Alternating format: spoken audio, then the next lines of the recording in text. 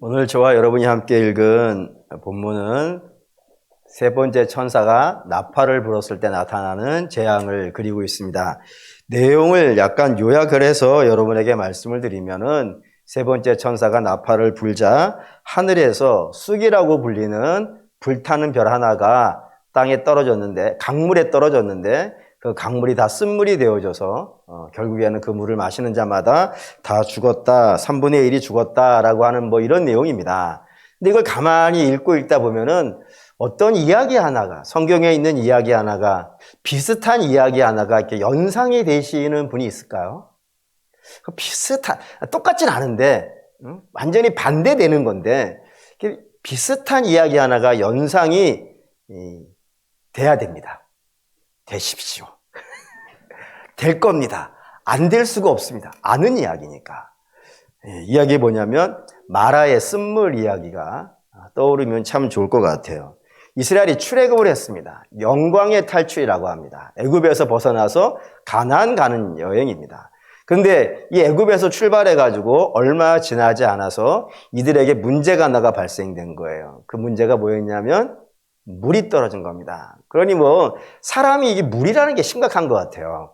음식은 40일까지 금식이 되어진다. 공식적으로 되어져 있고, 물은요. 혹시 물을 40일 금식하는 분 보셨습니까? 불가능합니다. 물론 가장 심각한 건 공기입니다. 공기는 2, 3분만 끊어줘도 죽는 것이고, 물은 약 일주일 정도 못 마시면 탈수로 죽는다 그러니까 음식보다 더 중요한 게 이게 물인 것 같습니다. 물이 떨어진 거예요. 그러니 눈이 시뻘개졌겠죠. 막 물 찾아가지고 막 두리번 하다가 겨우 물 하나를 찾습니다. 그래서 찾아가지고 모든 백성들이 그 물을 마시기 위해서 막 전력 질주하지 않았겠어요. 그래서 그 물을 탁 마시려고 했더니 그 물이 어떤 물이더라? 쓴물이더라. 그래서 마실 수 없게 되어져서 막 낙심하고 실망하고 있을 때 모세가 그 물에다가요, 짝대기 하나를 던진다 이거예요. 나무 짝대기 하나를 던졌더니 그 쓴물이 단물이 되었다. 그래서 그 물을 마시고 이스라엘이 살았다라고 하는 이한 이야기입니다. 근데 이 이야기를 초대교회 때부터 본문을 설교할 때 단 하나의 이미지로 설명을 했어요. 그게 뭐냐면 쓴물이라고 하는 것은 죄된 인생. 죄된 인생. 근데 그 죄된 인생에 뭐가 하나가 던져지는 거예요. 던져진다는 표현이 은혜롭지 않네. 뭐가 하나가 세워지는 겁니까? 십자가가 세워진다 이겁니다. 그랬더니 그 죄된 인생, 쓴물 같은 인생이 어떻게 되더라? 단물의 인생이 되더라. 이렇게 초대교회 목사님들이 그렇게 설교를 해왔습니다. 근데 오늘 저와 여러분이 읽은 이 본문은 그 완전 반대인 거예요. 멀쩡한 물이 있다. 강물, 멀쩡한 물이라고. 바닷물이 바닷물은 짜니까 못 마시는 것이고 강물은 마시는 물 아니겠어요. 멀쩡한 물이라고요. 평소에 늘 마시던 물이라 이겁니다. 근데 그 물에 쑥이라고 불리는 별 하나가, 불타는 별 하나가 떨어지면서 그 물이 단물이었는데 온통 뭐가 된 거예요? 쓴물이 된 거예요. 반대 이야기지 않습니까? 쓴물이 단물이 되어지고 단물이 쓴물이 되는 이야기라 이겁니다. 우리 인생이 쓴물이 되게 하는 게 있더라는 거예요. 우리 인생에, 이 복된 인생에 쓴물이 되게 하는 것이 있다 이겁니다. 그게 뭘까요? 라는 겁니다. 오늘 본문을 좀 자세히 읽어보면서 한번 확인해 보시죠. 8절에서 90절, 11절 읽겠습니다. 셋째 천사가 나팔을 부니 횃불같이 타는 큰 별이 하늘에서 떨어져 강들의 3분의 1과 여러 물샘에 떨어지니 이 별의 이름은 쓴 쑥이라. 물의 3분의 1이 이 쓴 쑥이 되면 그 물이 쓴 물이 되므로 많은 사람이 죽었더라. 여기 이제 두 가지로 설명을 하는데, 하나는 횃불같이 타는 큰 별이라고 되어져 있고, 또 하나는 그 별의 이름이 쓴 쑥이라고 되어 있어요. 그러니까 두 가지 이름을 쓰고 있는 겁니다. 횃불같이 타는 큰 별, 그리고 또 쓴 쑥, 이 두 가지가 있는데 이 두 가지가 다 성경에 따로따로 있어서 그래요. 우선 불타는 별, 횃불같이 타는 별을 한번 좀 찾아보죠. 이사야 14장 12절에서 15절 가져왔습니다. 읽어볼게요. 너 아침의 아들 계명성이여 어찌 그리 하늘에서 떨어졌으며 너 열국을 없는 자여 어찌 그리 땅에 찍혔는고. 내가 내 마음에 이르기를 내가 하늘에 올라 하나님의 뭇별 위에 내 자리를 높이리라. 내가 북극 지폐의 산 위에 앉으리라. 가장 높은 구름에 올라가 지극히 높은 이와 같이 지리라 하는도다. 이게 이제 여기 계명성이 등장했는데, 계명성은 뭐죠? 뭐를 계명성이라고 하죠? 영어 성경에는 모닝스타라고 되어져 있는데 뭐를 계명성이라고 하고 뭐를 모닝스타라고 할까요? 네, 금성입니다. 이 아침에 그러니까 하늘에 떠 있는 별 중에서 지금 뭐 금성이 별은 아니죠. 별은 태양이 별이고 나머지는 행성이라고 하는데 옛날 고대인들은 그런 개념이 없잖아요. 하늘에 떠 있으면 다 뭐예요? 별이에요. 하늘에 떠 있는데 이 금성이 제일 밝다 이겁니다. 하늘에 있는 모든 별 중에서. 이게 오직이 얼마나 밝으면은 아침에 해가 떠도 빛나는 거예요.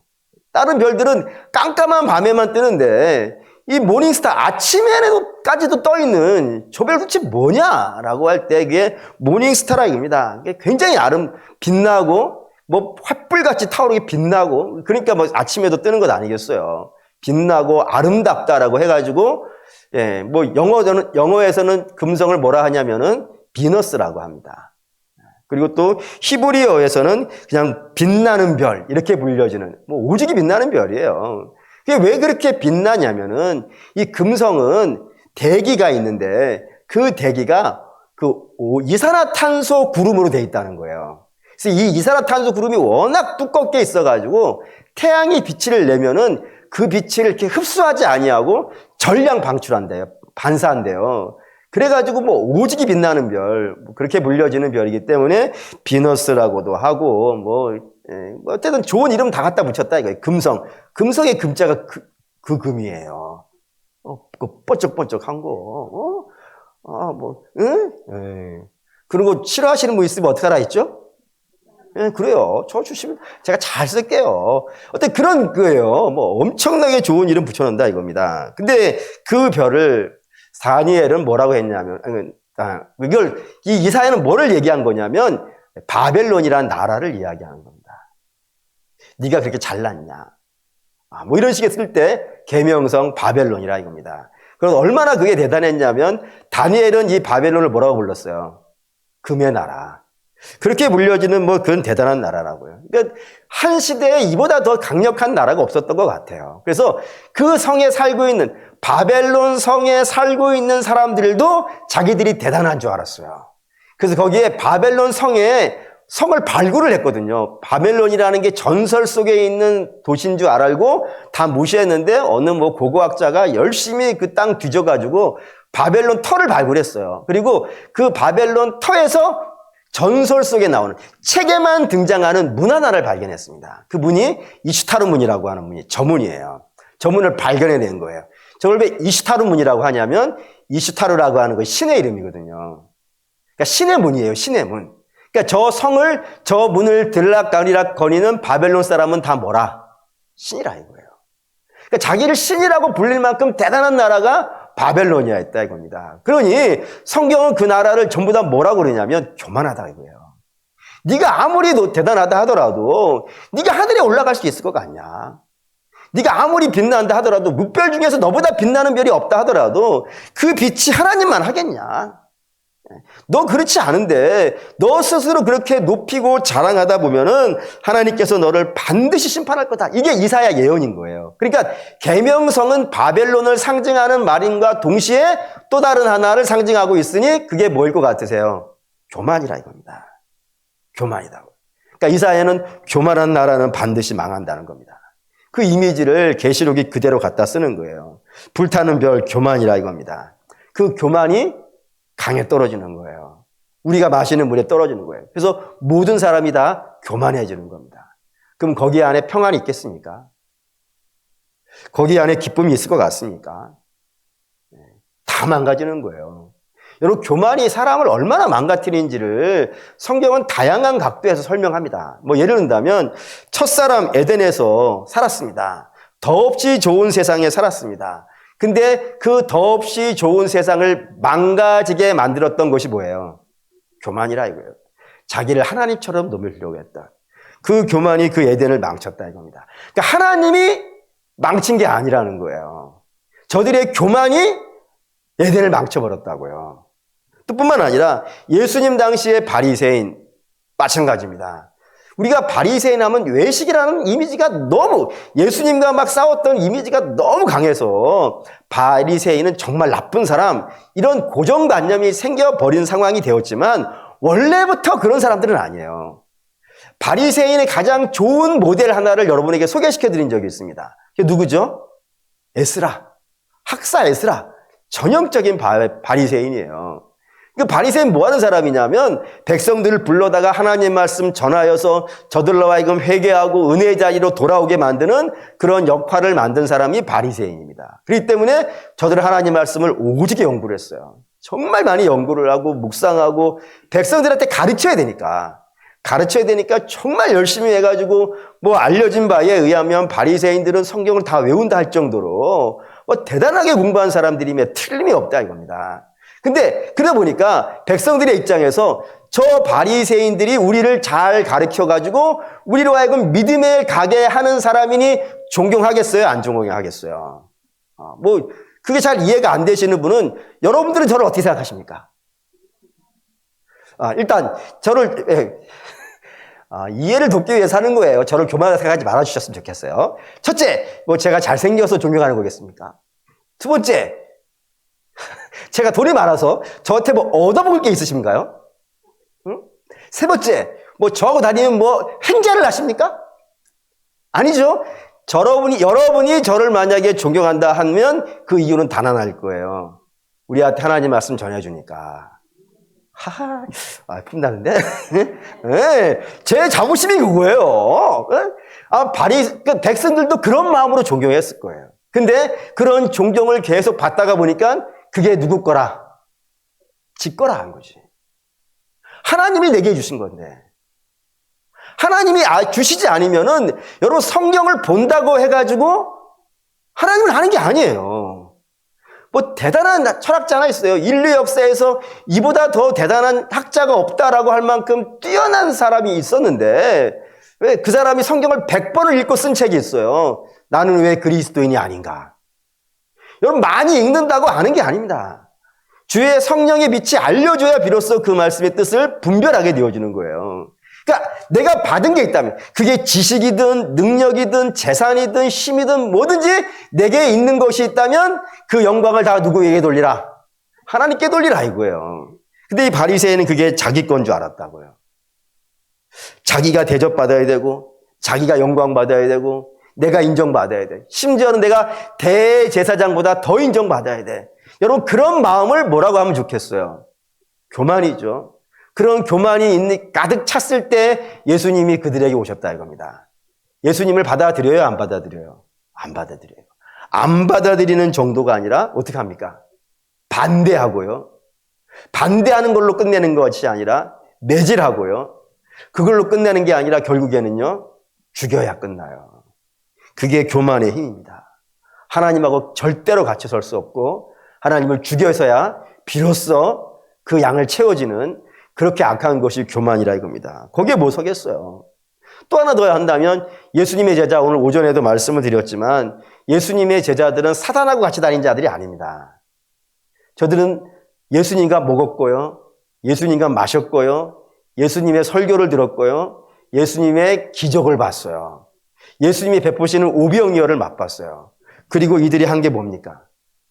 누가복음 2장 22장 24절 있죠.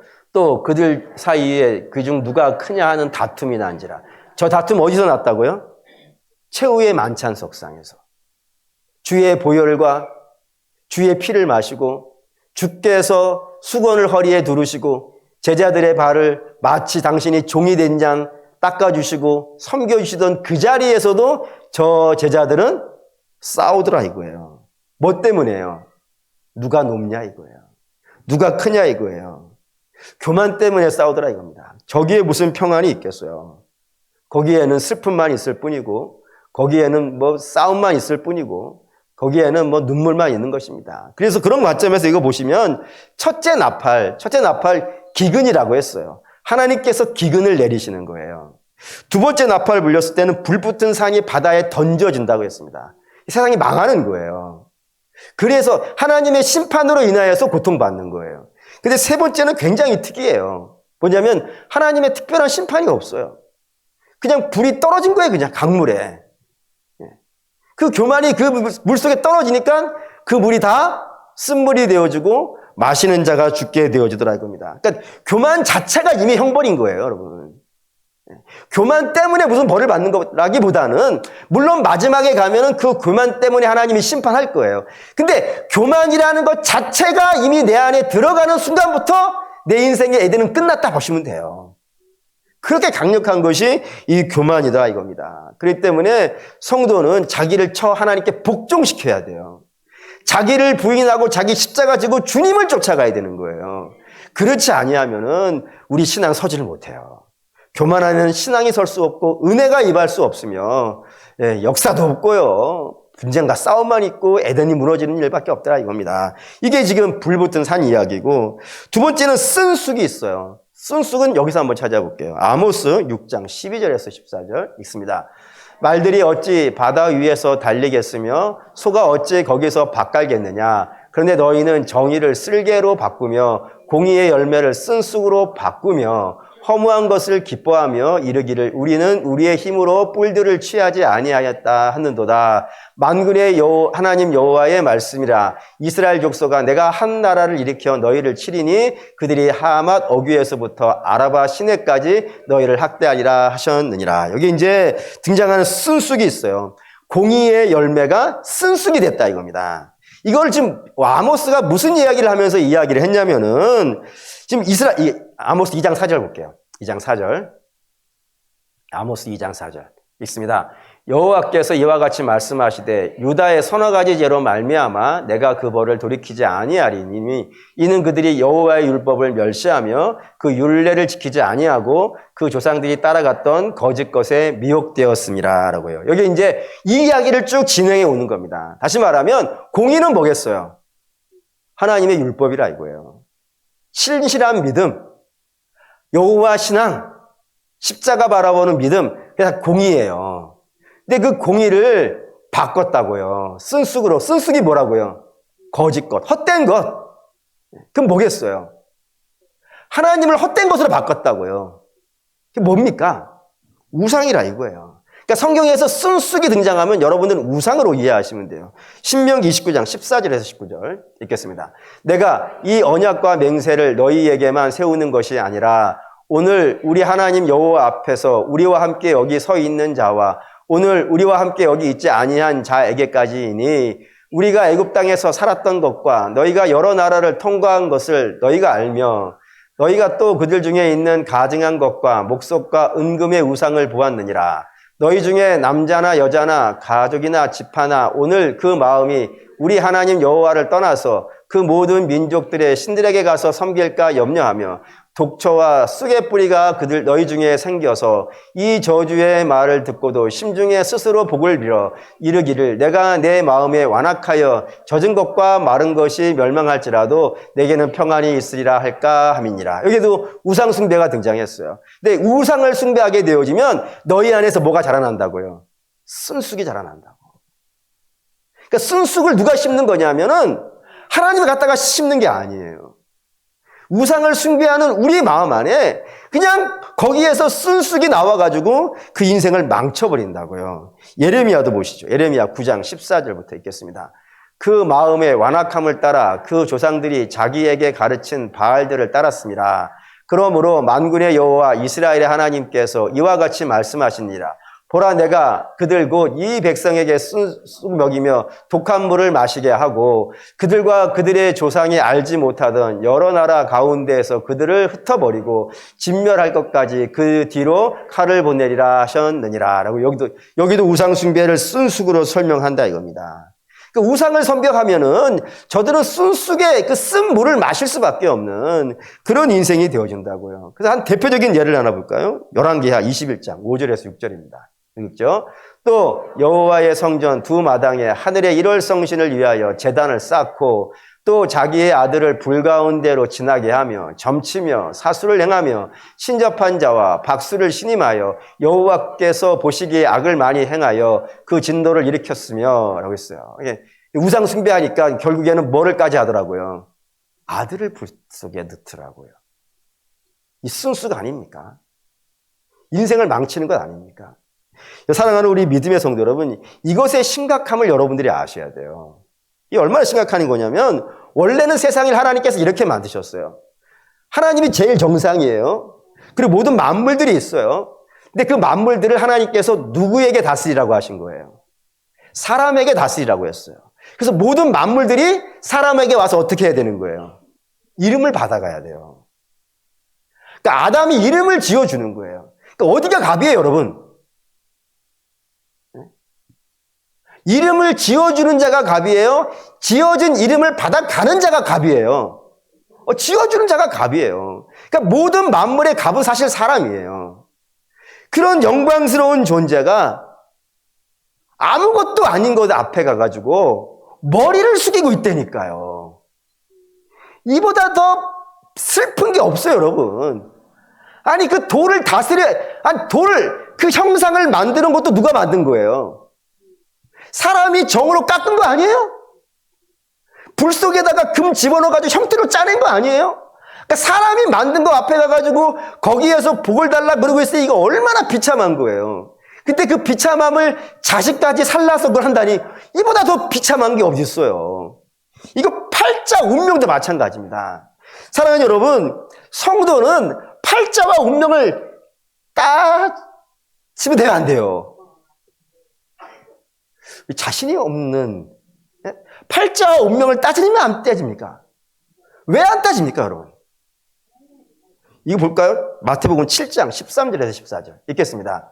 좁은 문으로 들어가라. 멸망으로 인도하는 문은 크고 그 길이 넓어 그리로 들어가는 자가 많고 생명으로 인도하는 문은 좁고 길이 협착하여 찾는 자가 적음이라. 성경에 주께서 대놓고 이렇게 말씀하신 거예요. 너 편한 길 갈 생각하지 말라고. 어디 가서 귀인 만나가지고 그런 게 신앙의 길이 아니에요, 여러분. 신앙은 뭐 동편으로 가면 박씨를 만난다. 이거 좋은 건가? 네. 여러분, 그런 게 신앙이 아니에요. 신앙은 원래부터 좁은 문으로 다니게 되어 있어요. 편한 길을 찾아다니는 사람이 아니란 말입니다. 오히려 때로 주께서 우리를 사망의 음침한 골짜기를 지나가게 하시기도 하시고 때로는 원수의 앞을 지나가기도 하세요. 그러니까 우리는 좋은 길을 찾아다니는 게 아니라 우리는 누구랑 다니냐가 중요해요, 여러분. 누구랑. 상황이 아무리 좋아. 내가 볼 때 이보다 더 좋은 금길이 없어. 근데 여러분, 금길 좋은 게 아니래요. 근데 어느 의사 선생님한테 들었어. 금길을 다니면 관절염만 걸린다는 거예요. 농담으로 한 이야기지만 일리가 있어요. 여러분, 성도는 좋은 길을 다니는 사람들이 아니라 좋은 길일 수도 있고 안 좋은 길일 수도 있어요. 중요한 건 길의 문제가 아니라 누구랑 다니냐 이거예요. 하나님이 여호와가 나의 목자 되셔서 나를 인도해 가신다 그러면은 여러분 어느 곳에 가든지 우리는 승리할 것이고요. 영광을 누릴 것이고 기뻐질 거예요. 그래서 아예 시편 우리가 좋아하는 23편에 다윗이 그렇게 고백했지 않습니까? 원수의 목전에서 내 머리에 기름을 바르시고 내 머리에 기름을 영광스럽게 만들어주시고 그리고 결국에는요. 푸른 풀밭과 쉴만한 물가에 도착하게 하신다는 건 우리 주님의 약속이에요. 그러니까 우리는 그 약속을 믿는 사람들 아니냔 말이에요. 그러니까 우리 좋은 길을 찾기 위해서 세상에 제일 비참한 거 알려드릴게요. 길거리를 지나가고 있는데 거기에 뭐 텐트 쳐놓고 앉아가지고 있는 분에게 가가지고 돈을 내고 인생을 물어봐요. 하하. 더 비참한 걸 알려드릴까요? 요즘에도 그런 게 있는지 모르겠는데 하도 안 봐서 신문지 딱 펴놓고 아침에 기사 보라고 온 신문인데 오늘의 운세부터 찾는 분들이 있어요. 그 돈 있으면 저를 줘요. 제가 여러분의 인생을 알려드릴게요. 여러분들이 예수 믿을 팔자예요. 사랑하는 믿음의 성도 여러분, 비참한 거예요. 우상 숭배한다는 것 그 자체가요 비참한 거예요. 우리는 하나님만 섬겨야지. 하나님과 함께라면은 불 속에라도 들어가서 그 찬양이 있던데 불 속에라도 들어가서 주의 사랑 전하기. 이게 신자의 자세이지. 나는 고난은 싫어. 물론 고난 좋아할 필요는 없겠지만 주께서 가자 그러시는 대로 가는 족속들이지 좋은데 일부러 찾아다니는 사람들은 아니라 이겁니다. 이건 이단도 마찬가지입니다. 이단이야말로 공의를 쑥으로 만든 자들 아니에요. 진리를 비진리로 만든 거 아니겠습니까? 이단이라는 한자가 중요해요. 끝단자에 달을 이자예요. 끝만 다르다. 근데 요즘은 끝만 다른 것 같지도 않아. 그냥 대놓고 달라. 그런데도 불구하고 여러분, 그거에 마음을 뺏기니까 정신 못 차리는데요. 최근에 기사를 하나 봤는데, 이거를 어제부터 굉장히 이걸 얘기할까 말까 고민하다가 안 하기로 했어요. 너무 추잡하고, 너무 더럽고, 너무 고통스러워가지고, 말하는 게 더 부정적일 것 같아서. 이렇게 얘기하면 여러분들 마음속에, 그게 뭘까? 이러면 안 되는데. 그게 더러운 건가 보다. 이렇게 하면 끝날 텐데, 궁금해하지는 마세요. 어쨌든 그런 거예요. 근데 그거를 옳은 줄 알아요. 그래서 가스라이팅이 뭔지를 알겠던 거예요. 여러분, 잘못된 사상에 붙잡히면요, 그게 쓴쑥인지도 모르고 단물인 줄 알고 마셔버리는 것이 인생인 것 같아요. 근데 여러분, 그거 비참한 거예요. 그러니까 이단을 섬긴다든가, 또는 우상을 따라간다든가, 여러분, 그 자체가 이미 고통이고요. 그 자체가 이미 망하는 것이고요. 결국에는 주의 심판을 면치 못할 것이라 이겁니다. 그렇기 때문에 우리 그러면 안 된다 이겁니다. 근데 그거 아는데도 불구하고 왜 많은 사람들이 우상을 따라가고 많은 사람들이 이단에 빠지는 게 될까요? 한번 보죠. 이거 창세기 3장 6절 읽겠습니다. 여자가 그 나무를 본즉 먹음직도 하고 보암직도 하고 지혜롭게 할 만큼 탐스럽기도 한 나무인지라 여자가 그 열매를 따먹고 자기와 함께 있는 남편에게도 주매 그도 먹은지라. 저 말씀 참 많이 읽었는데 저 굉장히 좋아하는 말씀이기도 해요. 왜냐하면 저를 바라볼 수 있는 내용이도 되기 때문에. 저 말씀 보면서 하나 얻은 답이 여러 가지가 있어요. 근데 그 중에 하나가 이거 있어요. 저 먹음직하고 보암직하고 지혜롭게 만큼 탐스러운 게 누구 눈에 비쳤을 때 저런 것인가? 하나님 보시기에도 저럴까? 하나님 보시기에도 먹음직하고 보암직하고 지혜롭게 할 만큼 탐스러운 것일까? 근데 아무리 생각해도 하나님 보시기에는 아닌 것 같죠? 그럼 누구 보기에 그런 거예요? 첫사람들이 보기에 그런 거예요. 그러니까 첫사람은 철저히 누구의 관점에서 선악과를 보고 있는 거예요? 자기예요. 그러니까 자기를 위하는 거예요. 우상을 따라가는 자들, 또 이단을 따라가는 자들은 진리에 목마른 자들이 아닙니다. 자기를 위하는 자들이에요. 아예 성경은 이렇게도 써놨어요. 출애굽기 32장 1절 읽습니다. 백성이 모세가 산에서 내려옴이 더딤을 보고 모여 백성이 아론에게 이르러 말하되 일어나라 우리를 위하여 우리를 인도할 신을 만들라. 이 모세 곧 우리를 애굽 땅에서 인도하여 낸 사람은 어찌 되었는지 알지 못함이라. 첫 번째 우상, 이스라엘이 출애굽을 하고 나서 첫 번째 우상을 만드는 장면인데 거기에 우상을 왜 만들었다고 되어 있어요? 우리를 위하여. 우리를 위하여. 여러분, 우리는 우리를 위하는 자가 아니에요. 우리는 우리를 위하는 자가 아니라 우리는 주님께 속한 자잖아요. 우리는 누구를 위하는 자여야 되는 거예요? 주를 위한 자가 되어야 돼요. 그게 순종의 열매로 맺어지는데 항상 이 우상이나 이단은 자기를 위하는 거로 이야기를 한다니까요. 이거 이스라엘이 가나안 들어가서도 마찬가지였어요. 이스라엘이 광야에서 40년간 훈련받은 것은 하나님을 오면 충분히 산다. 이거 아닙니까? 아무리 내 삶이 광야와 같이 거칠고 험한다 하더라도 하나님과 함께 있으면 아무것도 없어도 돼. 하나님께서 하늘에서, 원래는 음식이라는 건 땅에서 나오는 것인데 하늘에서 내리는 거니까 이건 사람이 만든 게 아니에요. 그리고 물도 반석에서 나오고 있단 말이에요. 그런 식이 되어졌으니까 하나님이면 충분히 산다. 이거 훈련한 게 광야였다고요. 너희들이 가나안 딱 들어가고 나서 미혹을 받았다고 되어 있어요. 신명기 11장 16절에서 17절 읽겠습니다. 너희는 스스로 삼가라. 두렵건대 마음에 미혹하여 돌이켜 다른 신들을 섬기며 그것에게 절함으로 여호와께서 너희에게 진노하사 하늘을 닫아 비를 내리지 아니하며 땅에 소산이 내지 않게 하심으로 너희가 여호와께서 주신 아름다운 땅에서 속히 멸망할까 하노라. 이게 미혹이라는 단어가 중요한데 너희를 미혹한다. 가나안 족속들을 남겨놓지 마. 너희를 미혹한다는 건데 어떻게 미혹했냐고 되어 있냐면요. 이렇게 미혹했다고 되어 있어요. 너희가 제가 지금 가나안 사람이에요. 여러분들은 이스라엘 사람이에요. 광야에서 살아왔던 사람이에요. 같이 살고 있는 겁니다. 어떻게 미혹하냐면 너희가 살았던 광야는 비가 안 와도 살 수 있잖아. 거기 원래 비 안 오는 곳이야. 그러니까 비 안 오는 곳에는 하나님이 다 할 수 있어. 근데 여기는 비가 와야 돼. 근데 하나님은 비 주시는 분이 아니지 않냐? 하나님 비 주시는 분이 아닌 것을 뭘로 알아요? 광야 내내 비 안 왔지 않냐? 너 비 안 만났지 않냐? 하나님 비를 줄 수 있는 분이 아니야. 근데 여기는 비가 와야 돼. 반석에 물로 되는 게 아니야. 하늘에서 비가 와야 돼. 근데 하늘에서 비를 누가 내려주냐면 여기는 바알이 내려준다. 여기 또 그 비를 아스타시라는 여신이, 땅의 여신이 이걸 받아낸다. 그래서 결국엔 땅에서 열매를 만들어내는 게 이 땅의 원리야. 로마에 가면 로마의 법을 따르려며. 그러니 너희는 광야에 살 때는 그렇게 여호와를 믿지만 이 비가 와야 되는 땅에서는 바알을 섬겨야 돼 라고 미혹하더라 이거예요. 근데 이 미혹에 여러분들은 안 넘어가시겠지. 우리는 이걸 알잖아요. 뭐를 하냐면 성경에 써있지 않습니까? 비를 내리게 하시는 이도 하나님이시고요, 비를 그치게 하시는 이도 하나님이라고요. 그러니까 하나님이 광야에서 비를 안 주신 것은 아무것도 없어도 너희 산다, 이거를 훈련하기 위함인 것이지, 하나님은 비를 내리기도 하시고 내리던 비를 멈추게도 하시는 분이라 이겁니다. 근데 이게 미혹에 걸리니까 저들이 바알을 따라가더라 이거예요.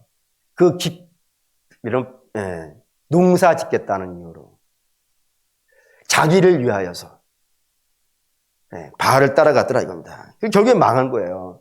그래서 아예 바울은 이렇게 썼어요. 골로새서 3장 5절 읽겠습니다. 그러므로 땅에 있는 지체를 죽이라. 곧 음란과 부정과 사욕과 악한 정욕과 탐심이니 탐심이 우상숭배니라 라고요. 탐심, 그 우상숭배다. 그러니 어떡하라고요? 탐심 어떻게 버려야 되는 거예요? 땅에 있는 지체를 죽이라. 땅에 있는 지체를 죽이라. 왜냐하면 그 땅에 있는 지체가 너희를 탐심을 나게 하고 그 탐심이 결국엔 우상숭배를 만들어내는 것 아니냐.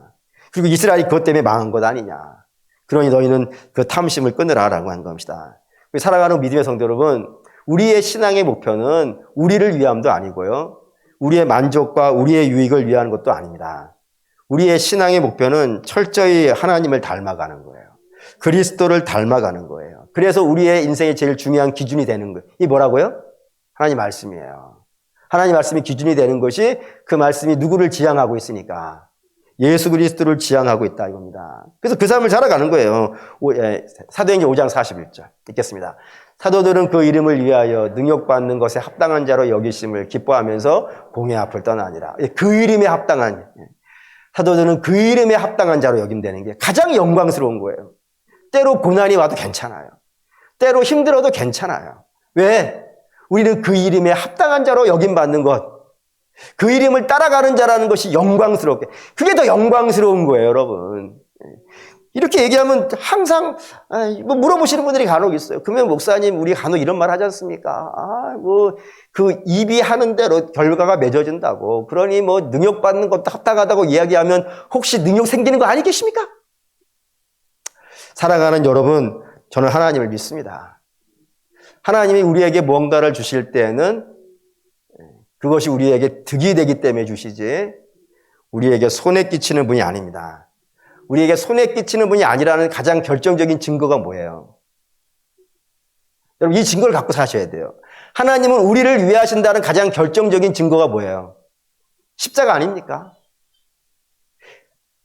가장 귀한 자식을 죄인을 위해서 내어준 것보다 더 확실한 사랑의 증거가 어디 있어요? 자, 한번 암송합시다. 우리가 아직 죄인 되었을 때에 그리스도께서 우리를 위하여 죽으심으로 하나님께서 우리에게 대한 자기의 사랑을 확증하셨다고요. 그러니까 십자가가 하나님의 사랑의 증표예요. 그 증표를 가지고 있는 우리를 하나님께서 아무 이유 없이 괴롭게 하려고 근심과 슬픔에 빠뜨릴 일 없다 이겁니다. 하나님 우리를 복 주시는 분이시고요, 때로 우리를 고난의 길을 걷게 하실 때는 그 고난을 이겨나갈 힘도 주실 것이고요, 그리고 때로 그 길을 지나가야 되는 일이 있다면 그 길이 푸른 풀밭과 실만한 물가에 도착하는 길이기 때문에 그 길을 지나가게 하신다 믿습니다. 염려하지 마시고 우리는 다시 원점으로 돌아가서 탐욕, 내 자신을 위해 살려고 하는 그 삶은 우상숭배와 이단으로 끌려가는 삶을 살게 되어지니, 쓴숲 같은 인생이 되어지니 거기에 창념하지 마시고 우리는 철저히 예수입니다. 예수. 이 말씀 읽고 결론을 할게요. 요한복음 3장 16절에서 21절 읽겠습니다. 하나님이 세상을 이처럼 사랑하사 독생자를 주셨으니 이는 그를 믿는 자마다 멸망하지 않고 영생을 얻게 하려 하심이라. 하나님이 세상을 이처럼 사랑하사 독생자를, 왜 똑같은 게 계속 나오죠?